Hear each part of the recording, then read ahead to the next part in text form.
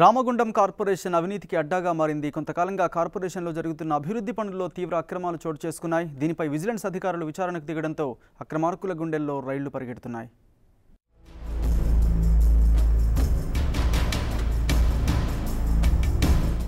Ramagundam corporation లో అవినీతి రాజ్యమేలుతోంది. Corporation పరిధిలో జరిగిన అభివృద్ధి పనుల్లో ఎటు చూసినా అక్రమాల పుట్టలే దర్శనమిస్తున్నాయి. కేసీఆర్ కాలనీలో వేసిన ఓ రోడ్డు నిర్మాణ పనుల్లో నాణ్యత ప్రమాణాలు పూర్తిగా లోపించాయి. కంపోస్టు యార్డుల్లో రోడ్డు వేయకుండా వేసినట్టు, ప్రహరీ ఎత్తు పెంచకుండానే పెంచినట్టు రికార్డుల్లో నమోదు చేశారు.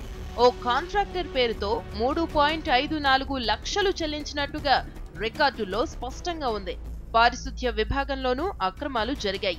బ్లీచింగ్ పౌడర్ కొనుగోలు చేయకుండానే ఓ కాంట్రాక్టర్ కు సుమారు 3.5 లక్షలు చెల్లించి కమిషన్లు పంచుకునేందుకు రంగం సిద్ధమైనట్టు తెలుస్తోంది. ఫినాయిల్ కొనుగోలులోనూ ఇదే తరహా ఆరోపణలు వెల్లువెత్తుతున్నాయి. ఈ వరుస ఆరోపణల నేపథ్యంలో విజిలెన్స్ అధికారులు విచారణకు సిద్ధమయ్యారు. అయితే ఈ విచారణ చేపడుతుండగానే తన పేరు బయటకు పక్కకుండా ఉండడానికి ఓ అధికారి కాంట్రాక్టర్ల యూనియన్ నేతలకు 40,000 ఇచ్చినట్టు తెలుస్తోంది.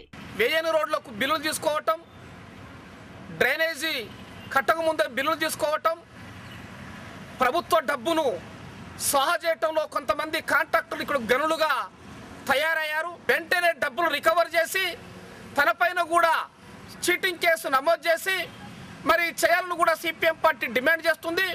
ఇది గత 7, 8, 9, 10 సంవత్సరాల నుంచి కూడా విజిలెన్స్ అధికారులు రావటం, మరి ఎంక్వైరీ చేయటం, ఒక నిర్దిష్టంగా అధికారుల పైన మరి కాంట్రాక్టర్ పైన చర్య తీసుకున్న దాఖలు లేవు. కాబట్టి ఈ సందర్భంగానైనా అధికారుల పైన కాంట్రాక్టర్ పైన చర్యలు తీసుకొని విజిలెన్స్ అధికారులు పై అధికారులు ఉండాలని కూడా సిపిఎం పార్టీ డిమాండ్. ఇప్పటికైనా అధికారులు స్పందించి అక్రమార్కులపై విచారణ చేపట్టి వారిపై కఠిన చర్యలు తీసుకోవాలని స్థానికులు డిమాండ్ చేస్తున్నారు. విజిలెన్స్ అధికారులు ఎలాంటి ప్రలోభాలకు లొంగవద్దని హెచ్చరిస్తున్నారు.